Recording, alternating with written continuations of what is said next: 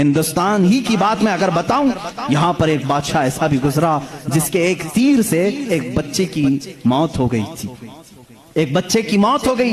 عورت جو بچے کی ماں تھی وہ مقدمہ کر دی چیف جسٹس کے پاس۔ اس وقت کے جو چیف جسٹس تھے قاضی سراج الدولہ، انہوں نے طلب کیا بادشاہ کو طلب کیا، اسی ہندوستان کی بات کر رہا ہوں۔ عورت ایک جگہ کھڑی ہے، وقت کا بادشاہ ایک جگہ کھڑا ہے۔ عورت نے کہا میرے بچے کو ان کے تیر سے موت ہو گئی۔ بادشاہ شکار کر رہا تھا، چوک کے تیر لگ گیا۔ بادشاہ نے کہا ہاں میرا تیر لگا تو ہے، گواہ بھی ہیں، سپاہی بھی گواہ ہیں، عورت بھی گواہ ہے۔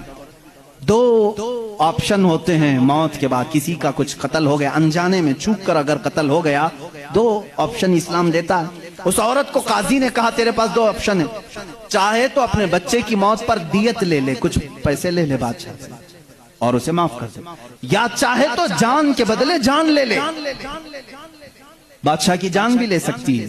قاضی نے فیصلہ سنا دیا، یہ نہیں کہ بادشاہ کو چھوڑ دینا ہے، دونوں آپشن عورت کے اوپر۔ وہ عورت نے جب دیکھا کہ عدل کا یہ پیکر اسلامی نظام ہے، بادشاہ کے تیر لگا ہے اور قاضی صحیح فیصلہ دے رہا ہے، اس عورت نے کہا اگر یہ قاضی آج اس طرح کا صحیح فیصلہ دے رہا ہے تو اس طرح کے بادشاہ کی وجہ سے ہی، بادشاہ ایسا ہوگا اسی لیے قاضی ایسا ہے۔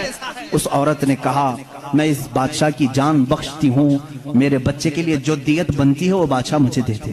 بادشاہ نے جتنی دیت بنتی تھی اس سے زیادہ اسے دیا، اور جب یہ معاملہ ختم ہوا تو بادشاہ قاضی کے پاس آیا اور اپنا جبہ کھولا، اس میں خنجر تھا، خنجر نکالا، کہا قاضی، وہ اس وقت کے سپریم کورٹ کا چیف جسٹس تھا، قاضی بادشاہ کیا کہتا جانتے ہو؟